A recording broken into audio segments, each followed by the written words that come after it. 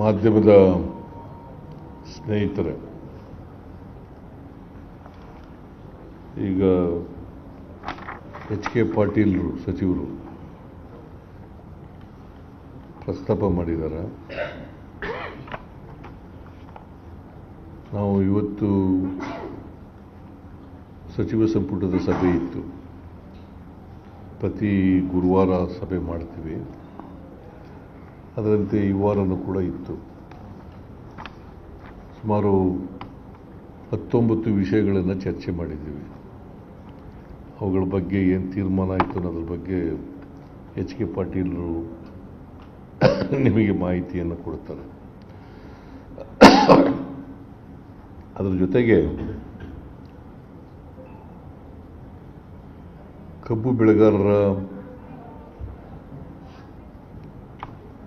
ಪ್ರತಿಭಟನೆ ಮಾಡ್ತಾ ಇದ್ದಾರಲ್ಲ, ಬೆಳಗಾವಿ, ಬಾಗಲಕೋಟೆ, ಬಿಜಾಪುರ ಮತ್ತು ಇತರ ಜಿಲ್ಲೆಗಳಲ್ಲಿ, ಅದರ ಬಗ್ಗೆಯೂ ಕೂಡ ಚರ್ಚೆ ಆಯಿತು. ಭಾಳ ಸುದೀರ್ಘವಾಗಿ ಚರ್ಚೆ ಮಾಡಿದವು. ನಾನು ಕ್ಯಾಬಿನೆಟ್ಗಿಂತ ಮುಂಚಿತವಾಗಿ ಎಂ ಬಿ ಪಾಟೀಲ್ ಜೊತೆ ಮಾತಾಡಿದ್ದೆ. ನೀವು ಚಿತ್ರದುರ್ಗ ಬಿಜಾಪುರ ಜಿಲ್ಲೆಯಲ್ಲಿ ನೀವು ಅಲ್ಲಿ ಹೋಗಿ ರೈತರನ್ನು ಭೇಟಿ ಮಾಡಿ ಅವ್ರ ಜೊತೆ ಸಮಾಲೋಚನೆ ಮಾಡಿ ಅಂತ ಹೇಳಿದ್ದೆ. ಜೊತೆಗೆ ಎಚ್ ಕೆ ಪಾಟೀಲರು ಬೆಳಗಾವಿಗೆ ಹೋಗಿ ಅಂತ ಹೇಳಿದ್ದೆ. ಅವರು ಕೂಡ ನಿನ್ನೆ ಹೋಗಿದ್ದರು ಬೆಳಗಾವಿಗೆ. ಎಂ ಬಿ ಪಾಟೀಲರು ಕೂಡ ಹೋಗಿದ್ದರು. ತಿಮ್ಮಾಪುರಕ್ಕೆ, ಬಾಗಲಕೋಟೆಗೆ ಹೇಳಿದ್ದೆ. ಆದರೆ ನಿನ್ನೆ ಮೇಟಿಯವರು ತೀರೋಗಿದ್ರಲ್ಲ, ಸೊ ಅದರಲ್ಲಿ ಅಂತ್ಯಕ್ರಿಯೆಯಲ್ಲಿ ಭಾಗವಹಿಸಿದರು. ಹಾಗಾಗಿ ಅವರು ಹೋಗೋಕ್ಕಾಗಲಿಲ್ಲ. ನಾನು ಹೋಗಿದ್ದೆ ಅಂತ್ಯಕ್ರಿಯೆಗೆ, ಮೇಟಿಯವರ ಅಂತ್ಯಕ್ರಿಯೆಗೆ ಹೋಗಿದ್ದೆ. ನಿನ್ನೆ ರೈತರ ಜೊತೆ ಎಚ್ ಕೆ ಪಾಟೀಲರು ಮತ್ತು ಎಂ ಬಿ ಪಾಟೀಲರು ಮಾತನಾಡಿದ್ದಾರೆ. ನಾವು ಚಳುವಳಿಯನ್ನು, ರೈತರ ಪ್ರತಿಭಟನೆಯನ್ನು ಭಾಳ ಗಂಭೀರವಾಗಿ ಪರಿಗಣಿಸ್ತಕ್ಕಂಥ ಕೆಲಸವನ್ನು ಮಾಡಿದ್ದೀವಿ. ಯಾಕಂದರೆ ನಮ್ಮ ಸರ್ಕಾರ ಯಾವತ್ತೂ ಕೂಡ ರೈತರ ಪರವಾಗಿರ್ತಕ್ಕಂಥ ಸರ್ಕಾರ.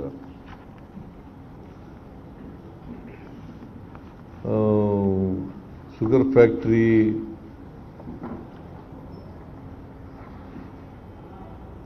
ಸತೀಶ್ ಜಾರಕಿಹೊಳಿ ಅವರ ಹತ್ರ ಇರೋದರಿಂದ ಮತ್ತು ಲಕ್ಷ್ಮೀ ಹೆಬ್ಬಾಳ್ಕರ್ ಜೊತೆ ಇರೋದರಿಂದ ಅವ್ರು ಹೋಗಲಿಲ್ಲ. ಯಾಕಂತಂದರೆ ರೈತರು ಶುಗರ್ ಫ್ಯಾಕ್ಟ್ರಿಯವ್ರ ಮೇಲೆ ಆಕ್ರೋಶವಾಗಿದ್ದರು. ಅದರಿಂದ ಅವರು ಹೋಗೋಕ್ಕಾಗಲಿಲ್ಲ. ಅದಕ್ಕೆ ಎಚ್ ಕೆ ಪಾಟೀಲರನ್ನ ಅಲ್ಲಿಗೆ ಕಳಿಸಿದ್ದು. ಸತೀಶ್ ಜಾರಕಿಹೊಳಿಯವರು DC SP-ಯನ್ನು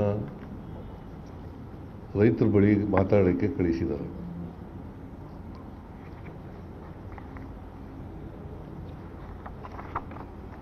ಅವರು ಹೋಗಿ ಪ್ರತಿದಿನ ಏನೇನು ನಡೀತದೆ ಅದನ್ನೆಲ್ಲ ವಾಚ್ ಮಾಡಿ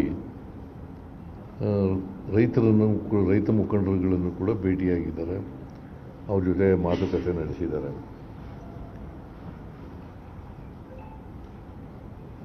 FRP ಅಂತ ಏನು ಹೇಳ್ತೀವಿ, fair and remunerative price, fair and remunerative price,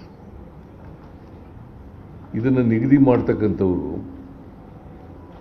ಕೇಂದ್ರ ಸರ್ಕಾರದವರು. ಪ್ರತಿ ವರ್ಷ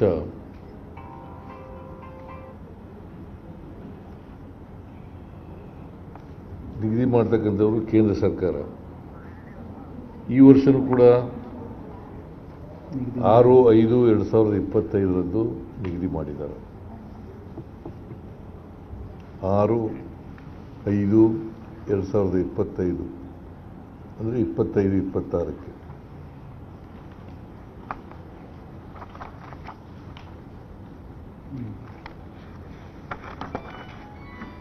ಎಷ್ಟು ನಿಗದಿ ಮಾಡಿದ್ದಾರೆ ಅಂತಂದರೆ 25-26ನೇ ಸಾಲಿನಲ್ಲಿ ಕಟಾವು ಮಾಡುವ ಕಬ್ಬಿಗೆ ನೀಡಬೇಕಾದ FRP ಒಂದು ಟನ್ನಿಗೆ 10.25 ರಿಕವರಿ ಇದ್ದರೆ 10.25 ರಿಕವರಿ ಇದ್ದರೆ 3,550 ಪ್ರತಿ ಟನ್ನಿಗೆ, ಅಂದರೆ ಇನ್ಕ್ಲೂಡಿಂಗ್ ಟ್ರಾನ್ಸ್ಪೋರ್ಟ್ ಕಾಸ್ಟ್, ಹಾರ್ವೆಸ್ಟಿಂಗ್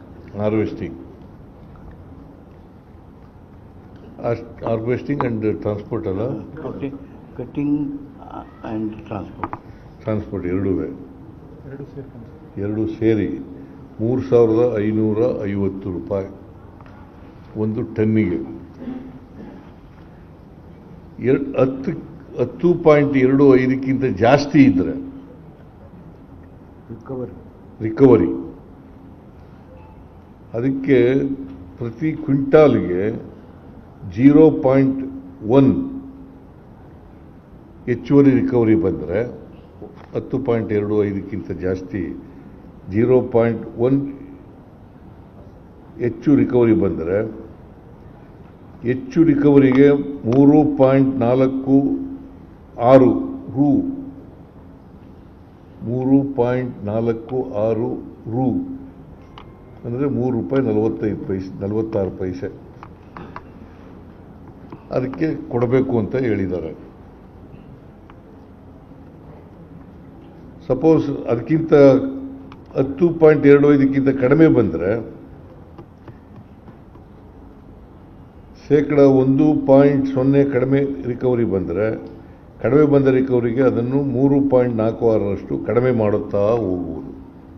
ಕಡಿಮೆ ಬಂದರೆ ಕಡಿಮೆ ಮಾಡ್ತಾ ಹೋಗೋದು, ಹೆಚ್ಚು ಬಂದರೆ ಹೆಚ್ಚು ಮಾಡ್ತಾ ಹೋಗೋದು. ಇದು ಎಲ್ಲಿವರೆಗೆ ಅಂತಂದರೆ 9.5ರವರೆಗೆ. 9.5 ರಿಕವರಿ ಇದ್ದರೆ, ಆಮೇಲೆ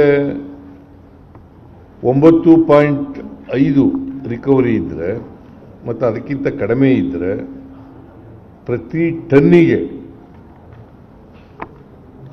3,290.50 3,290.50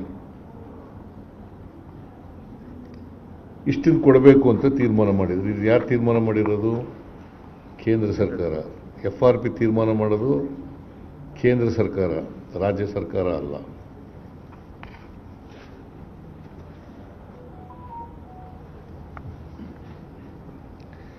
ನಾವು ಏನಪ್ಪ ಮಾಡೋದು, ರಾಜ್ಯ ಸರ್ಕಾರ ಏನು ಮಾಡೋದು ಅಂತಂದರೆ ಅದನ್ನು ಇಂಪ್ಲಿಮೆಂಟ್ ಮಾಡ್ತಕ್ಕಂಥದ್ದು ನಾವು ಮಾಡೋದು.